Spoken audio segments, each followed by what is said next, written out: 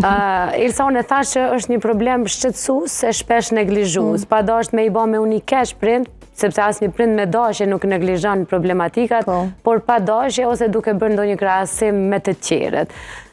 Çrregullimet në të folur kur konsiderohen që janë çrregullime në të folur, sepse është edhe një moshë e caktuar kur nuk është shqetësuese. Atëherë për çrregullimet në të folur janë disa kritere që fëmijët duhet me i mbri për moshat caktuara.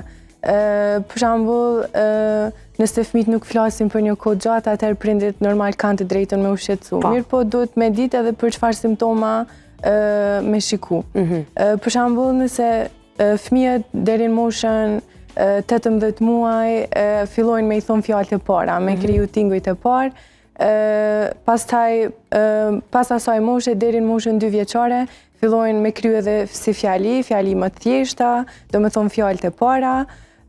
Mirë po kur është më shqetësuese është kur nëse deri në moshën 3, 4 vjeçare, 5 vjeçare, nëse fëmija vazhdon akoma, do me thonë vetëm me komuniku me gjeste, ose vetëm numrin e fjalëve ka shumë të limituar, ose nëse për shembull fjalët që i thot nuk i shqipton mirë, do me thonë nuk arrin me kuptu të tjerët përveç anëtarëve të familjes, atëherë ajo është pak më shqetësuese.